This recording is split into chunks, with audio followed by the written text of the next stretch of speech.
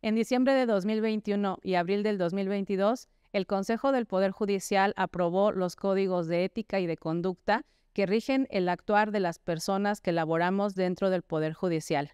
Yo soy Citlali Fernández, esto es El Arte de lo Bueno y lo Justo, un podcast del Poder Judicial de Michoacán, que hoy tendrá el agrado de presentar a ustedes al maestro Emanuel Roa Ortiz, director del Instituto de la Judicatura. ¿Qué tal, Emanuel? ¿Cómo te encuentras? Gracias, Muchas Citlali. gracias. Gracias a ti y a todos los que integran el equipo del podcast por la invitación. Encantado de estar con ustedes. Muchas gracias, Emanuel.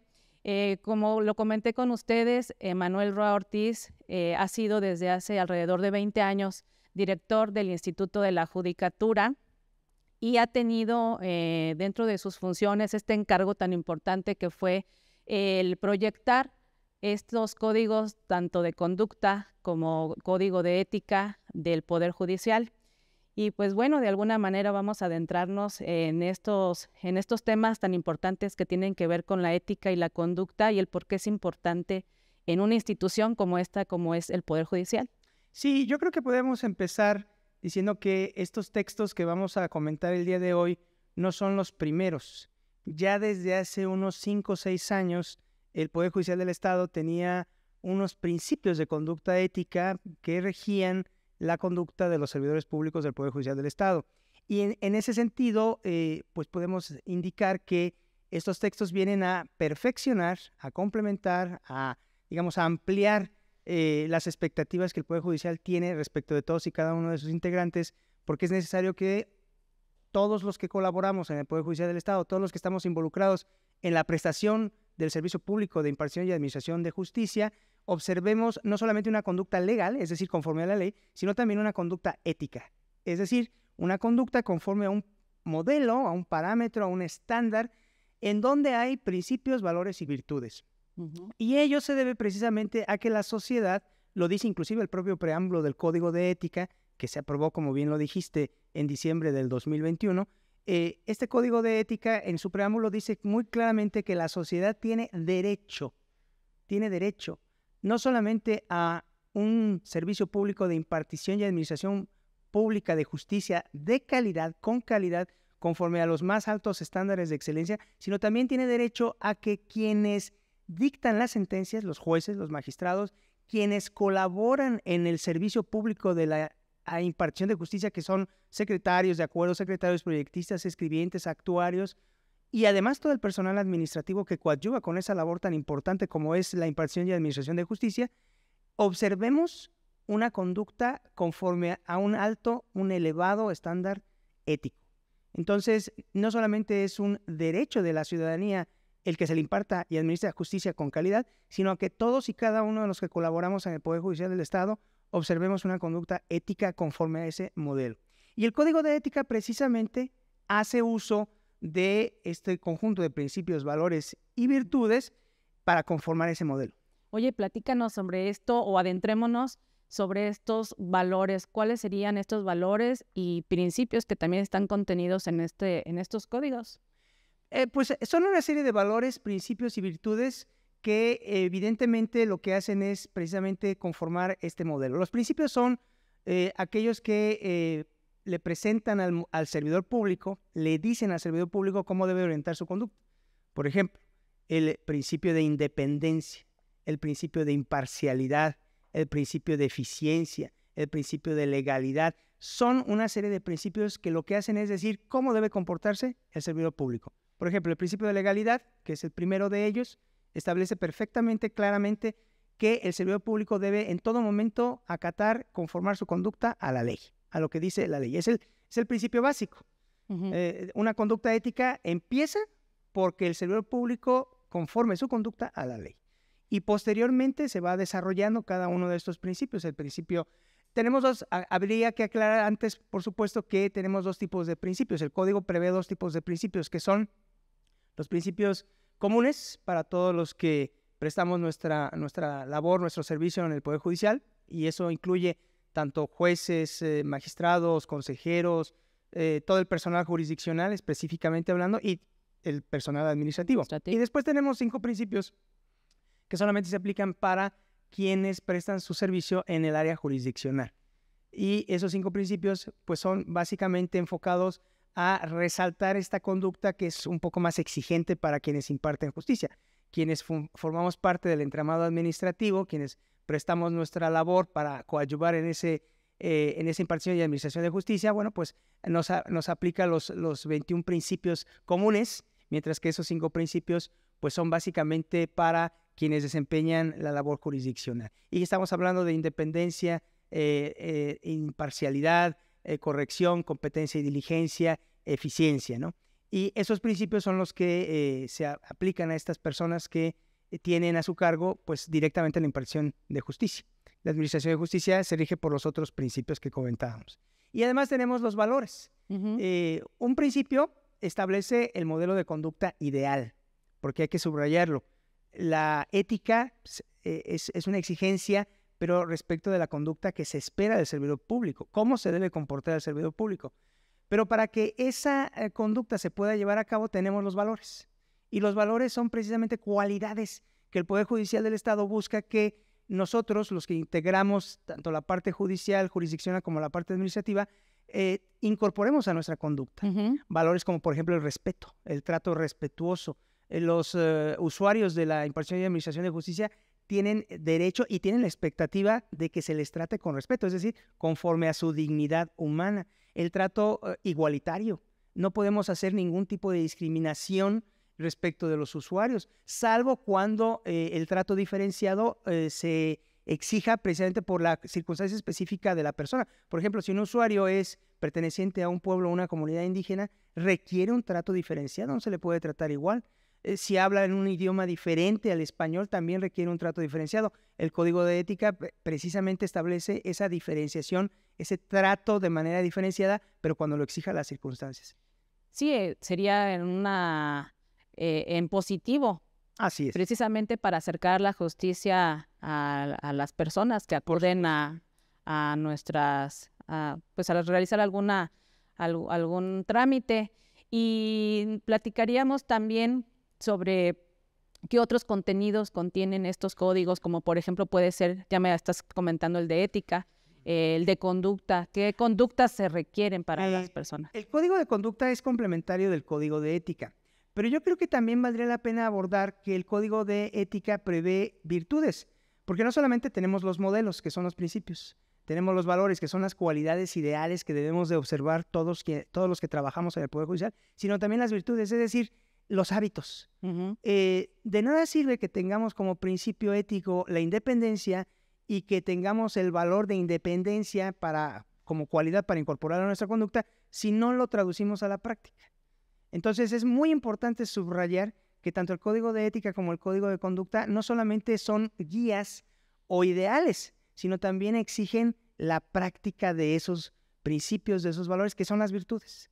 Entonces, ¿cómo se puede lograr que el servidor público lleve, observe, desarrolle, desempeñe una conducta ética? Pues solamente con la práctica. Es el día con día. Todos los días debe de ser el servidor público del Poder Judicial del Estado independiente. Debe practicar la imparcialidad, debe practicar la eficacia, la eficiencia, la honestidad, la transparencia.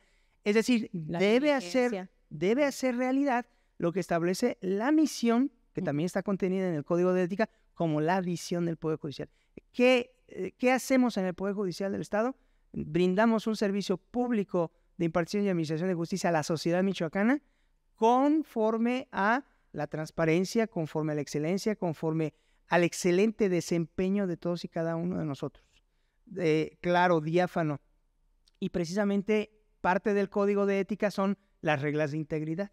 La integridad también es un principio de carácter ético y aunque todos los principios son iguales, están en la misma jerarquía, yo creo que el Código de Ética específicamente apunta hacia la integridad como un metavalor o como un metaprincipio. Es decir, como un ideal que necesariamente tenemos que alcanzar todos los que integramos el Poder Judicial. Por integridad se debe de entender que la conducta no debe tener ningún reproche. Debe ser una conducta irreprochable a los ojos de la ciudadanía.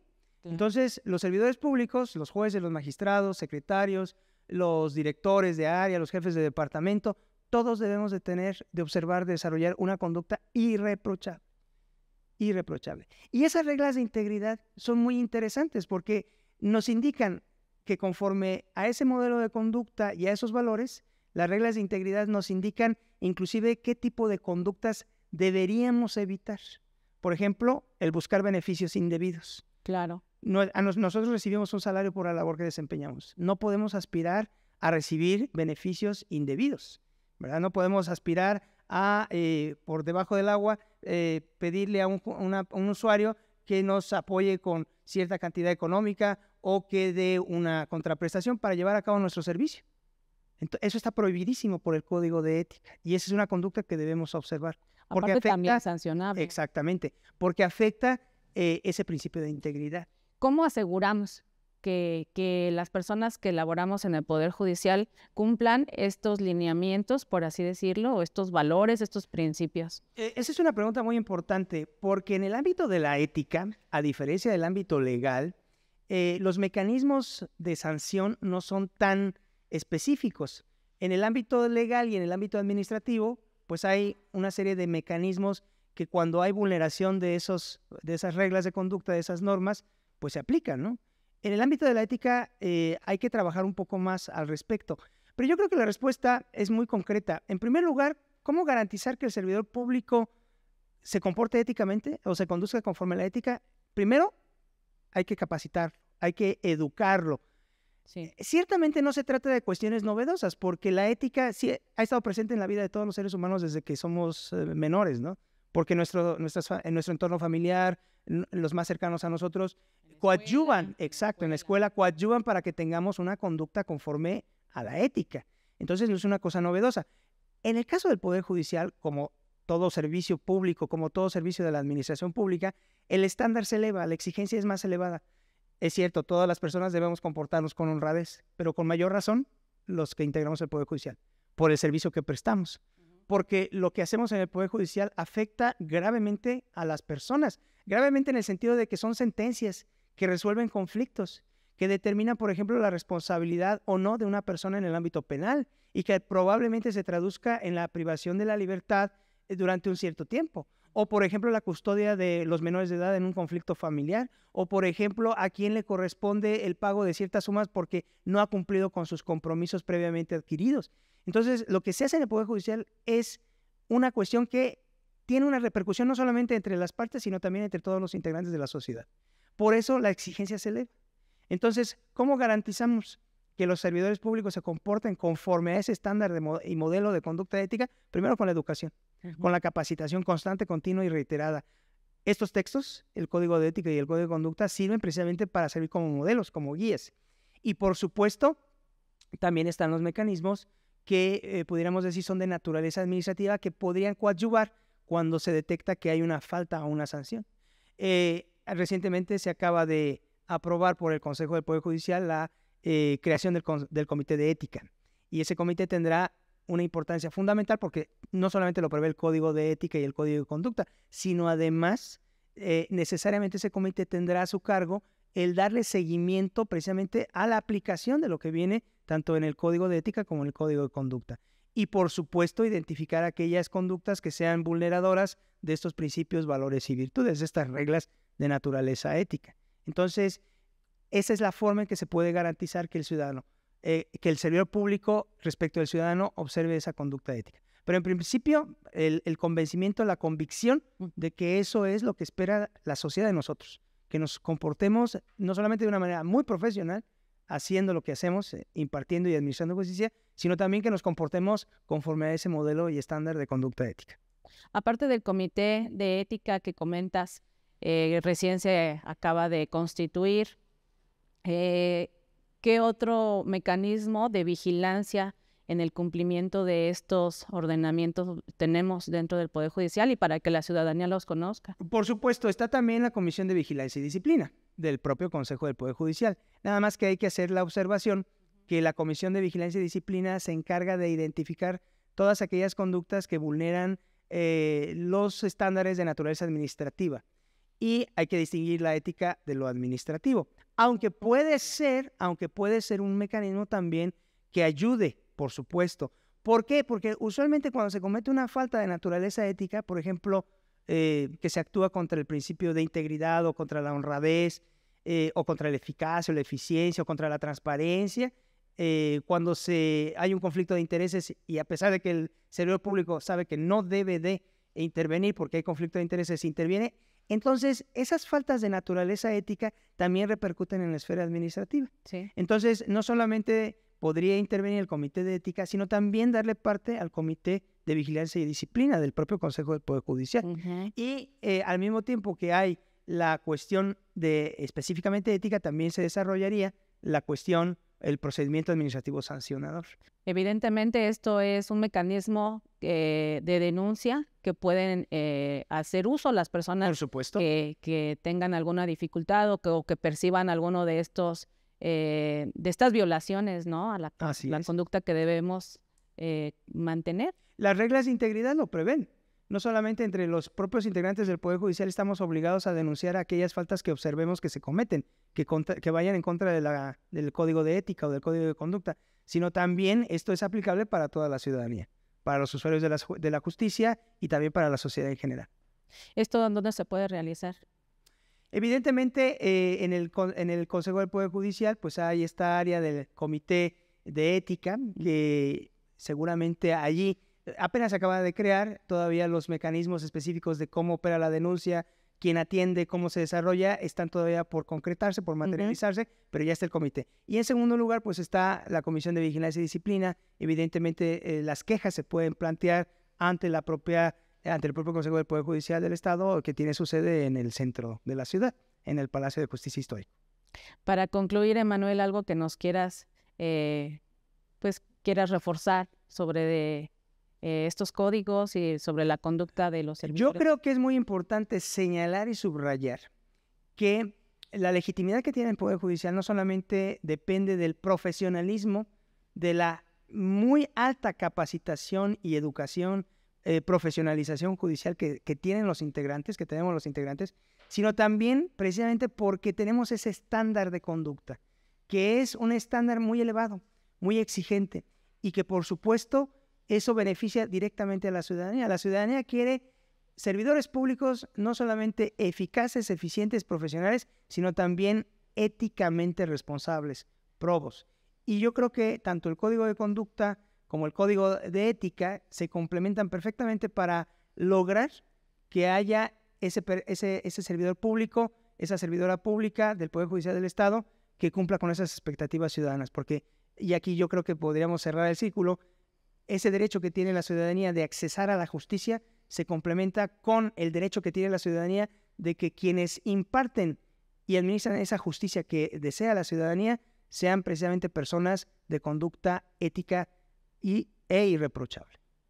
Hay un mecanismo para conocer estos códigos de ética y de conducta dentro de la página del Poder Judicial del Estado. Es una consulta abierta. La pueden realizar en cualquier momento y también recordarles que estos códigos y la aplicación de los mismos pues es parte del servicio que debe prestar diligentemente el personal, tanto jurisdiccional como administrativo, que labora en el Poder Judicial del Estado. Así es. Muchísimas gracias, Emanuel, por acompañarnos y por presentarnos estos códigos de conducta que invitamos a que conozcan.